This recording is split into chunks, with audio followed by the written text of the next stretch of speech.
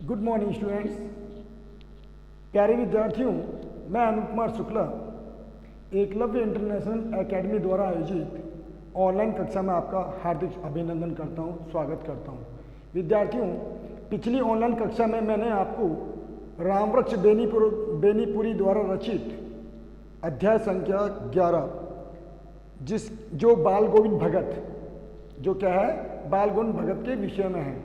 बाल गोविंद भगत नाम का पाठ है, अध्याय है, जिसके बारे में मैंने आपको बहुत कुछ बताया। बाल गोविंद भगत की दिनचर्या, उनके क्रियाकलाप, उनके साधुत्व के और उनके गुण आदि के बारे में बताया, जिनका मैं पुनर्दोहरान यहाँ पर कर रहा हूँ। प्रश्नों के माध्यम से आपको उन बाल गोविंद भगत की जितनी मैंने चर्चा की थी, पिछली ऑनलाइन कक्षा में मैंने जितनी चर्चा की थी, वहाँ तक मैं प्रश्नों के माध्यम से पुनः आपको अवगत करा रहा हूँ, ताकि आपके माइंड में फीड हो सके। बच्चों, ये जो प्रश्न मैंने जो लिखे हैं यहाँ पर, ये अध्याय के बीच में से लिए गए हैं, मतलब पाठ के बीच में से आने वाले प्रश्न हैं जो बहुत महत्वपूर्ण हैं। आप इन्हें एक बार फिर से समझें। देखो बच्चों, पहला प्रश्न जो है, बाल गोविंद भगत रेखा चित्र के माध्यम से भगत की शारीरिक विशेषताओं का उल्लेख कीजिए। तो भगत जी की शारीरिक विशेषता मतलब कहने का तात्पर्य है कि भगत जी कैसे थे, क्या क्या धारण करते थे, वेशभूषा आदि के बारे में बताना है। तो भगत जी जो है साधु स्वभाव के व्यक्ति हैं, मतलब गृहस्थ होकर भी साधु स्वभाव के व्यक्ति हैं। तो बाल गोविंद भगत जो है मझले कद के, मतलब ना ज़्यादा बड़े ना ज़्यादा छोटे, मझले कद के क्या थे, व्यक्ति थे। उनकी उम्र 60 साल से थोड़ा अधिक थी। मझले कद के गोरे चिट्टे आदमी थे, उनकी उम्र जो है 60 साल से कहीं अधिक थी। ठीक है। सिर पर रामानंदी तिलक, गले में तुलसी की बेडोल माला, कमर पर लंगोटी मात्र पहनते थे। कमर पर क्या पहनते थे? लंगोटी मात्र, गले में तुलसी की बेडोल माला, और सिर पर जो है कबीरपंथी कनपटी टोपी, सिर पर कबीरपंथी कनपटी टोपी धारण करते थे।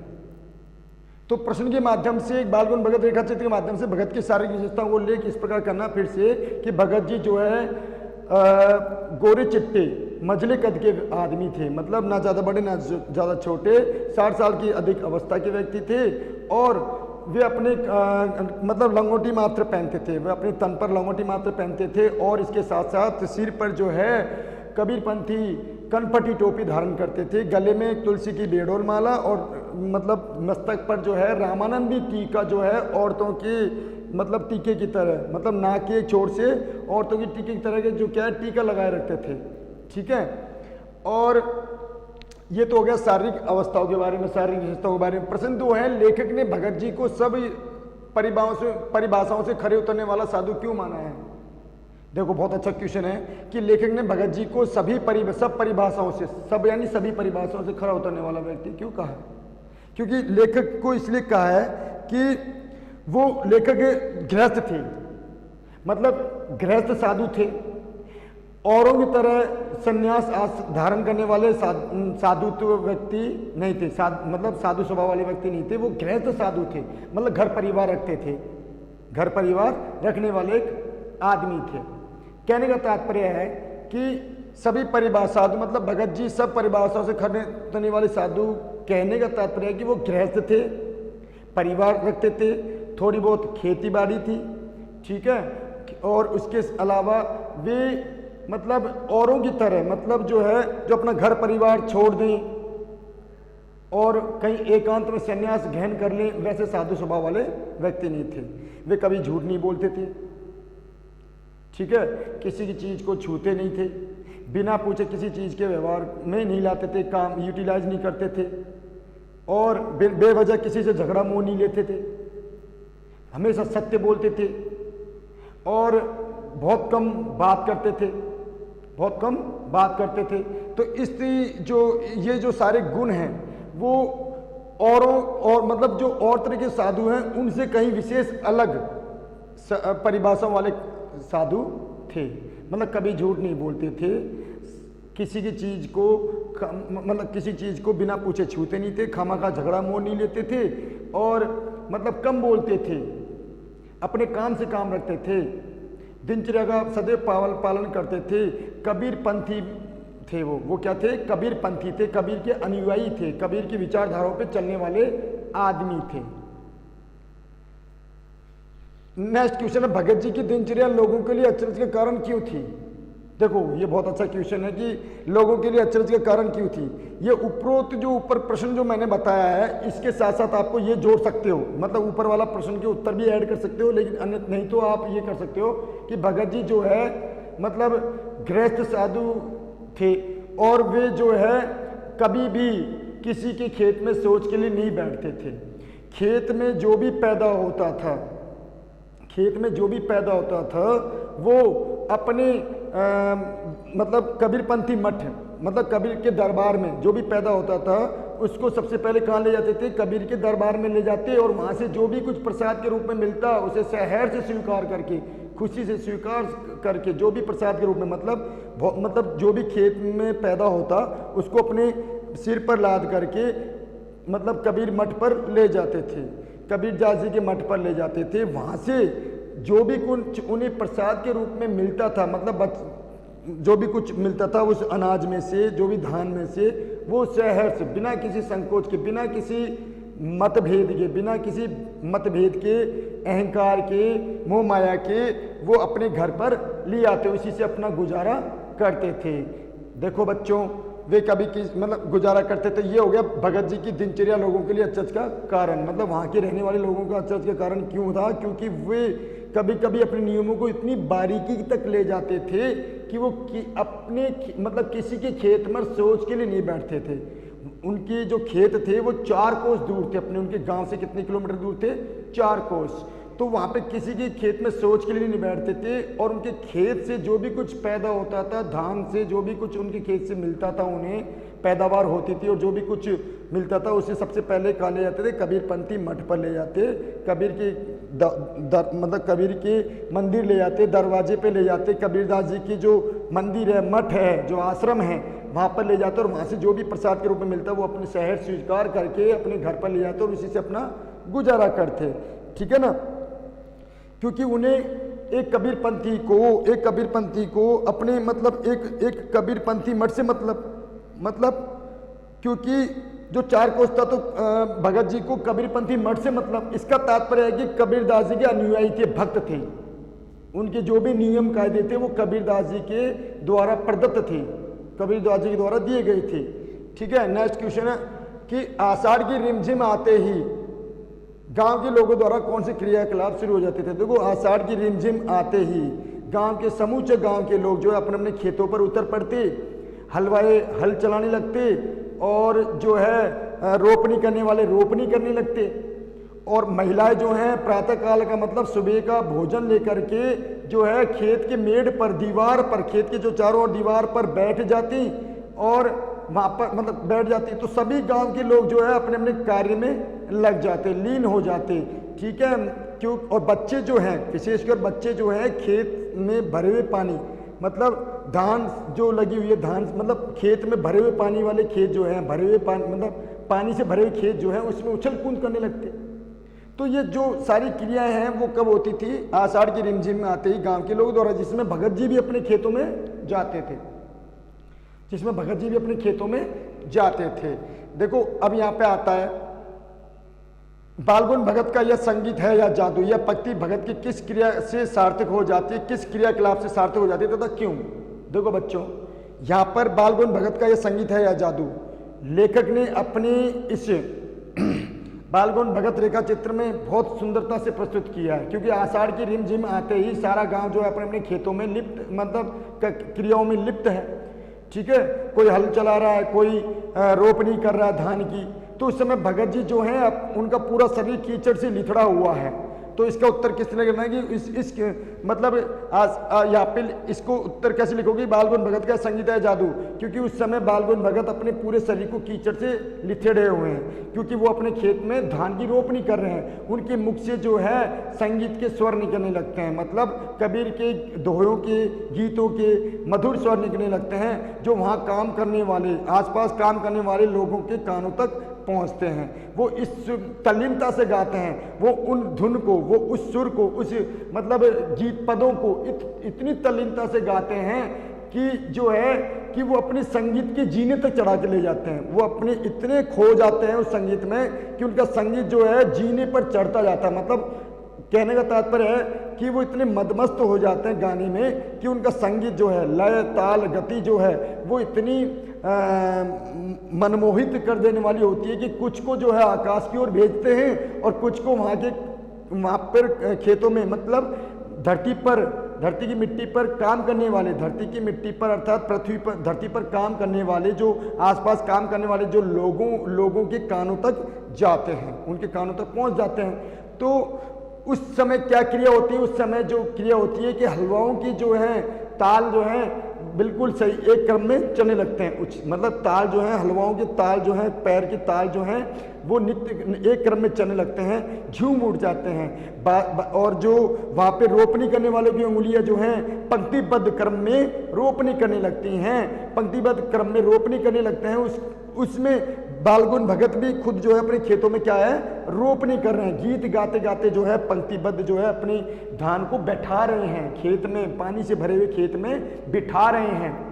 बच्चों आगे क्या है कि वहाँ पे जो उछल कूद करने वाले बच्चे हैं, पानी से भरे खेत जो है उसमें उछल कूद करने वाले बच्चे हैं, वो झूम उठते हैं। और मेड़ पर जो बैठी हुई जो महिलाएं हैं, जो कलेवा लेके बैठी हैं, वो एक ताल में गाने लगती हैं, वो भगत के संगीत को दोहराने लगती हैं, वो उनके सुर में सुर मिलाने लगती हैं। तो ये जो सारी क्रिया देख करके लेखक ने उनके संगीत को क्या कहा है, जादू कहा है। लेखक ने उनके संगीत को क्या कहा है, जादू कहा है। यह पंक्ति बहुत सार्थक होती है जब आषाढ़ की रिमझिम का महीना आता है, ठीक है ना, और सभी लोग जो है अपने अपने खेतों में उतर पड़ते हैं और अपने कामों में लग जाते हैं।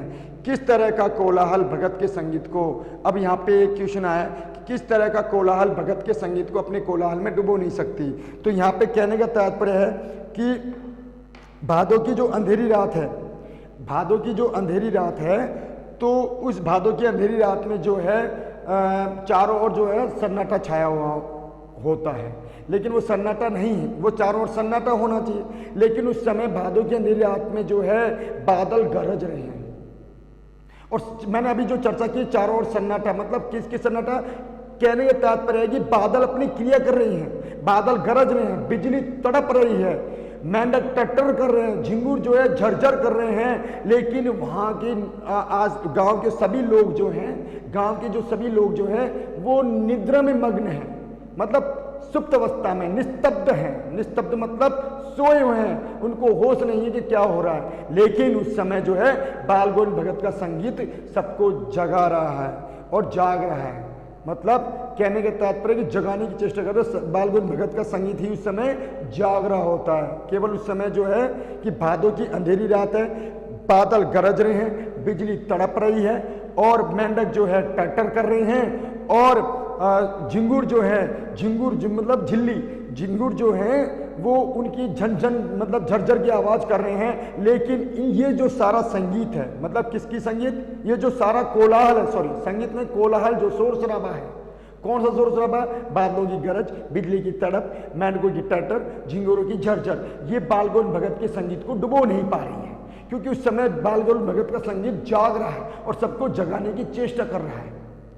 उस समय लेखक के कानों तक पड़ी तो लेखक जो है हतप्रभ रह गया, इस संगीत को सुनकर के हतप्रभ रह गया कि ये सारा जो कोलाहल है वो बालगोविंद भगत के संगीत के सामने फीके नजर आ रहे हैं, एक हल्के नजर आ रहे हैं। तो मतलब कहने का तात्पर्य है कि किस तरह का कोलाहल भगत के संगीत को अपने कोलाहल में डुबो नहीं सकती। तो मैंने इसके बारे में बताया कि जब भादों की अंधेरी रात आती है तो सारा गांव जो है एक तरह से माना जाए तो सन्नाटा है, मतलब कहने का तात्पर्य निस्तब्ध रूप से सोए हुए हैं, मतलब बेफिक्र होकर सोए हुए हैं, थकान से मतलब भरे होकर के लोग बाग अपनी निद्रा में सोए हुए हैं। क्योंकि ग्रामीण परिवेश में काम करने वाले लोग जो हैं, ग्रामीण परिवेश में रहने वाले जो लोग हैं बड़े मेहनती होते हैं, वे दिन भर काम में लगे रहते हैं, कुछ न कुछ करते रहते हैं। तो उस समय क्या है कि गांव में जल्दी सो जाते हैं लोग बाग बच्चों, और उस समय क्या है कि सन्नाटा सा रहता है। लेकिन ये उस तरह का सन्नाटा नहीं है। मैंने आपको पहले चर्चा की है कि बादलों की गरज, बिजली की तड़प और मेंढकों की टट्टर, और मतलब दादुर यानी मेंढकों की टट्टर और झिंगुरों की झरझर जो है उस समय चलती रहती है, उस समय शोर शराबे में मग्न रहती है, उस समय शोर शराबा करती रहती है, लेकिन सभी गांव के लोग निस्तब्ध होकर सोए हुए हैं। लेकिन बालगोविंद भगत अपनी खंजड़ी को लेकर के आधी रात में बैठ जाते हैं, अपनी खंजड़ी को लेकर के आधी रात में बैठे हुए हैं और संगीत में खोए हुए हैं। अपने मतलब क्या है कि तेरी मतलब गोदी में पी हुआ है ना, चमक उठी ना चिहुक उठे ना, गोदी में पी हुआ चमक उठे ना, इस तरह का जो संगीत गा रहे हैं। और तेरी गठरी में लागा चोर मुसाफिर जाग जरा, तेरी गठरी में लागा चोर मुसाफिर जाग जगा। कहने का तात्पर्य है कि तेरी गठरी को चोर लेके भाग गया है, अरे मुसाफिर यात्री तू जाग तो सही, इतना भी नहीं कि तू जाग तो सही, मतलब प्रियतमा उसका पिया उसके पास में है, उसकी गोदी में है और वो सोच रही है कि उसका पिया उससे दूर है। गोदी में पिए हुआ चिहुक उठे ना, चमक उठे बिजली चिहुक उठे ना, चमक उठे रहती है चिहुक उठे ना, चिहुक मतलब शोर शराबा, वो चौंक जाती है कि उसका पिया कहाँ है, उसका पति कहाँ है। मतलब इस तरह के गीत गाने में लगे हुए हैं। आई रिपीट अगेन कि बाल किस तरह का कोलाहल, कोलाहल का मतलब शोर शराबा। तो मैं एक बार फिर से बता देता हूँ, कोलाहल मतलब शोर शराबा कि उस समय मतलब भादों की अंधेरी रात का समय है, उस समय बिजली तड़प गरज मतलब बादल गरज रहे हैं, बिजली तड़प रही है, मेंढक अपने सुर में अलाप रहे हैं, मेंढक अपने सुर को अलाप रहे हैं, अर्थात टटर की आवाज कर रहे हैं, झिंगुर अपनी झिरझर में खोई हुई है, मग्न हुई है। लेकिन बालगोविंद भगत जो है अपनी खंजड़ी को लिए हुए कबीर के गीतों को पदों को दोहरा रहे हैं, गाए जा रहे हैं। कब? आधी रात में, भादों की आधी रात में। लेकिन उनकी ये जो शोर शराबा है किसका? बादलों का, बिजली की तड़प जो है, मैनुअल ट्रैक्टर जो है, झिंगुर झरझर जो है, बालगोविंद भगत के संगीत को डुबो नहीं पा रही है, उनकी संगीत को हल्का नहीं कर पा रही है, बल्कि बालगोविंद भगत का संगीत उन संगीत को दबा के बैठा है। उस संगीत को भी क्या कर दिया है? किसके संगीत को?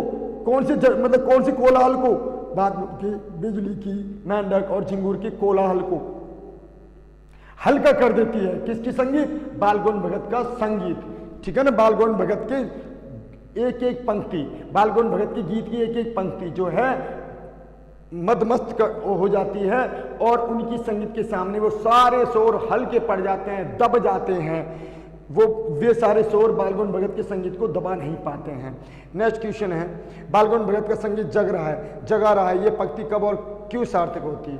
मतलब बालगोविंद भगत का संगीत जाग रहा है, जगा रहा है, मतलब ये पंक्ति कब और सार्थक? यही वही कि भादों की अंधेरी रात आते ही जब ये सारी क्रिया मतलब बादलों द्वारा, बिजली द्वारा, बादलों और बिजली, मेंढक और झिंगुरों की जो सारी क्रियाएं अपने अपने रूप में प्रकट होती हैं, वे शोर शराबे में संलग्न होती हैं, मतलब लिप्त हो जाती हैं, शोर शराबा में मुग्ध हो जाती मतलब और लेकिन बालगोविंद भगत का संगीत उस समय जाग रहा है। कि मतलब कहने का तात्पर्य है कि जब भादों की अंधेरी रात आते ही कि बादलों की द्वारा, बिजली की बादलों, बिजली, मेंढक, झिंगुर आदि जो शोर शराबा है वो जो है अपने अपने रूप को प्रकट कर रही हैं, जो शोर शराबा है अपने अपने रूप को प्रकट कर रही हैं। अब लेकिन बालगोविंद भगत का संगीत उस समय जाग रहा है, वो अपनी खंजड़ी लिए हुए संगीत में खोए हुए हैं, सबको जगाने की चेष्टा कर रहा है। जो निस्तब्ध होकर के सोए हुए हैं, जो निस्तब्ध होकर जो लोग बाग सोए हुए हैं, उनको जगाने की चेष्टा कर रहा है। ठीक है ना।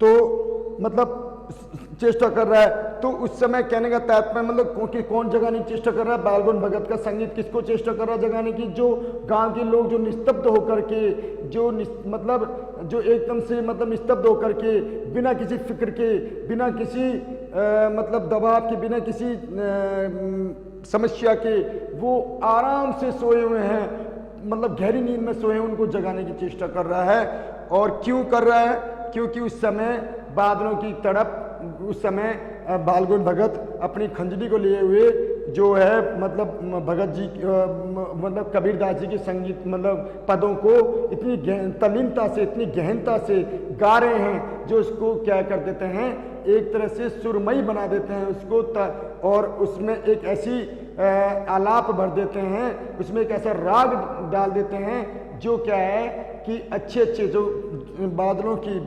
मतलब जो बादलों की गरज है, बिजली की तड़प है, बैंडों की टट्टर है, झिंगुरों की झरझर है, वो संगीत, वो आवाज़ भी उनके संगीत को डुबो नहीं पा रही है। इसलिए बालगोविंद भगत का संगीत सभी को जगा रहा है, जो तल्लीनता से, जो निस्तब्ध होकर के सोए हुए हैं और जो जिन्हें बिल्कुल भी पता नहीं चलता कि मौसम में, वातावरण में क्या हो रहा है। उनको जगाने की चेष्टा कर रहा है। कार्तिक से फागुन तक भगत के कौन सी क्रियाकलाप शुरू होने लगते हैं? तो बच्चों बहुत अच्छा क्वेश्चन है कि कार्तिक महीने से फागुन तक भगत जो है प्रभाती करना शुरू कर जाते हैं, कि भगत उस समय जो है प्रभातियाँ गाने शुरू कर देते हैं। प्रभातियाँ क्या है कि प्रातःकाल गाए जाने वाले भजन, प्रातःकाल गाई जाने वाली आरती वगैरह जो होती है मंदिरों में प्रभाती बोलते हैं। तो कार्तिक के फागुन तक नवंबर से और मतलब नवंबर से जनवरी फरवरी तक जो है यही क्रिया होने लगती है। मार्च तक, मतलब ये फरवरी मार्च तक जो है ये क्रिया क्यों होने लगती है? क्योंकि सर्दी का समय है, सर्दी का समय होता है और उस समय जो है बालगुन भगत सुबह जल्दी उठ करके पता नहीं कब नहा धो करके तैयार होकर के अपनी प्रभातियाँ गाने शुरू कर देते हैं। उस समय क्या करते हैं कि बालगुन भगत सुबह जल्दी उठ करके, ठीक है ना, बालगुन भगत सुबह जल्दी उठ करके जो है नदी स्नान को चले जाते हैं। सभी जल्दी उठ करके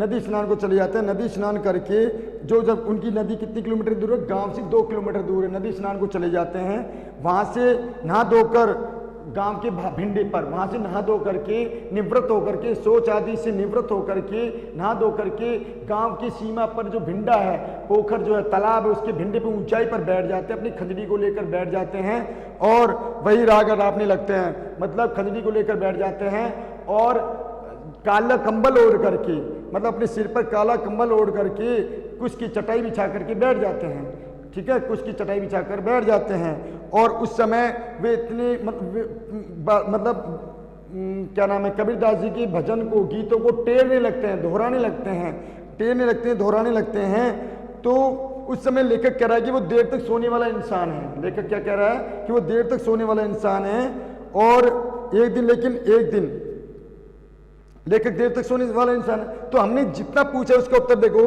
कि कार्तिक से फागुन तक भगत की कौन सी क्रियाकलाप शुरू होने लगते हैं। तो यहाँ पर क्या लिखना है आपको, ज़्यादा बड़ा नहीं लिखना है कि कार्तिक से फागुन तक के महीने में, अर्थात कार्तिक के महीने आते ही जो कि फागुन तक चलता है, कार्तिक के महीने आते ही फागुन तक बालगुन भगत द्वारा प्रभातियाँ गाना शुरू कर दी जाती हैं, प्रभातियाँ गाना शुरू कर दी जाती हैं। प्रभातियाँ यानी प्रातःकाल जल्दी गाए जाने वाले भजन गीत और आदि होते हैं। तो प्रभातियाँ गाना शुरू हो जाती है। वे उस समय नदी स्नान, वे प्रातःकाल जल्दी उठ करके पता नहीं कब जल्दी उठ जाते हैं और नदी स्नान को चले जाते हैं। नदी स्नान से लौटकर अपने गांव की सीमा पर जो है तालाब के ऊंचे भिंडे पर बैठ जाते हैं और उस समय जो है वो मतलब कबीरदास जी के भजन को, गीतों को टेरने लगते हैं, मतलब गाने लगते हैं। उस समय सर्दी का सा माहौल होता है, चारों ओर धुंध छाई होती है ना, और पूरब में लोही लग गई होती है। शुक्र तारा जो है पूरब की लालिमा को, मतलब सूर्य की लालिमा को जो लोही लग गई है उसको मतलब और ज़्यादा चमकदार बना देता है। उस समय वातावरण बड़ा शानदार दिखाई देता है, उस समय वातावरण बड़ा शानदार दिखाई देता है, ठीक है ना। माँ की दांत किटकिटाने वाली भोर में लेखक ने कौन से अजीब रहस्य से भरे वातावरण की चर्चा की तथा क्यों? ये लास्ट क्वेश्चन है। तो माँ की, यहाँ पे आ गया माघ वाला, तो माघ के महीने आते ही तो सारा वातावरण जो है अजीब रहस्य से मालूम पड़ता है, क्योंकि सारे वातावरण में कोहरा सा छाया होता है, मतलब चारों ओर वातावरण, गांव के चारों ओर जो है कोहरा सा छा देता है।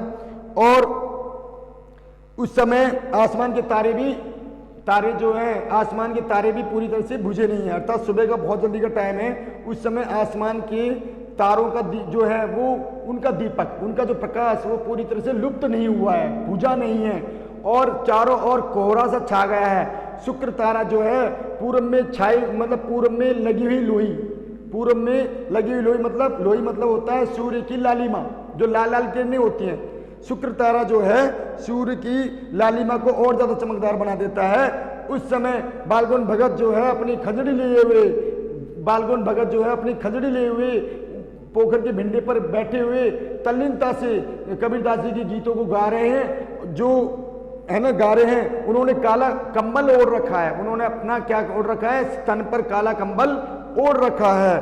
और उस समय उनकी उंगलियां खंजड़ी पर लगातार चलती जा रही, उस समय उनकी उंगलियां जो हैं खंजड़ी पर लगातार, खंजड़ी मतलब ढपली पर लगातार बसती जा रही हैं। उस समय लेखक देखता है कि वे मतलब लेखक देखता है कि बालगुन भगत इतने मग्न हो जाते हैं कि वे पता नहीं कब खड़े हो जाएं और कब खड़े होकर नाचने लग जाएं, पता नहीं कब खड़े हो जाएं, कब खड़े होकर नाचने लग जाएं। कौन?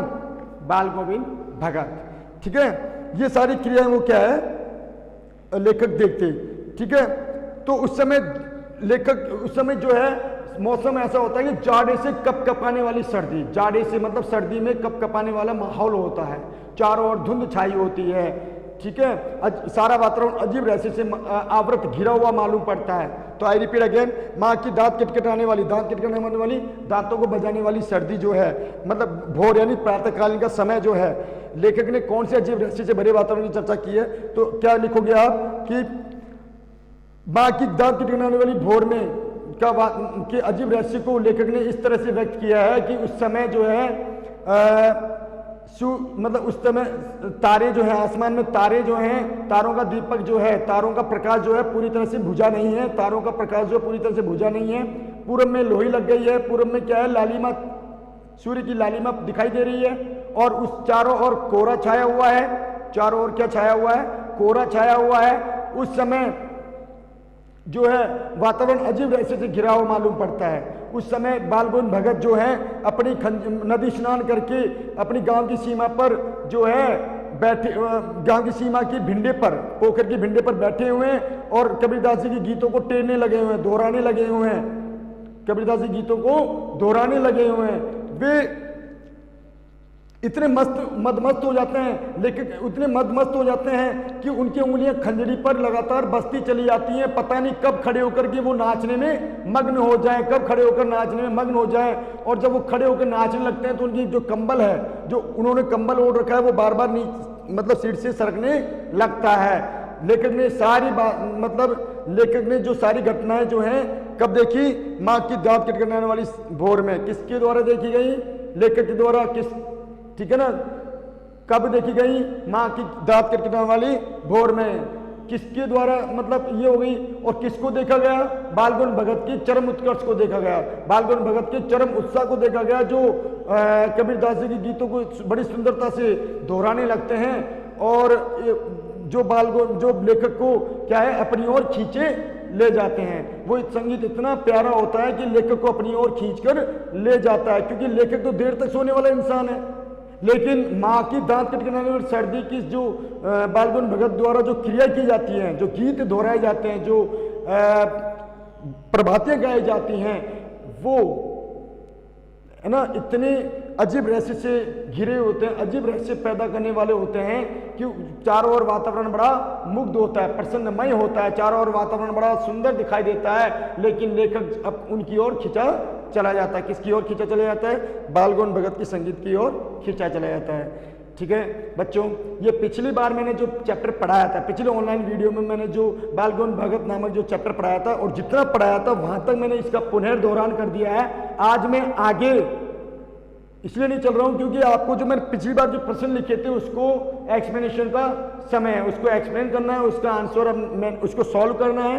आशा करता हूं मेरे द्वारा दिए गए उत्तर आपको समझ में आएंगे। ये जो जितने प्रश्न हैं और भी हो सकते हैं, और भी हैं, लेकिन इनसे मिलते जुलते हैं। जो प्रश्न अगर घुमा फिरा के भी आ जाएं तो इनसे मिलते जुलते ही होंगे।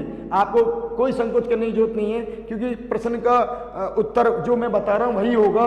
प्रश्न का चाहे घुमाव थोड़ा बहुत मतलब हो जाए, चाहे वो घुमा फिरा के थोड़ा बहुत पूछा, लेकिन उत्तर जो इनसे मिलते जुलते ही क्वेश्चन होंगे। ये जो प्रश्न जो मैंने लिखे हैं, ये पाठ के जितना मैंने पिछली वीडियो में पढ़ाया था वहां तक के, जितना मैंने पढ़ाया था वहां तक पूरा दिया हुआ है।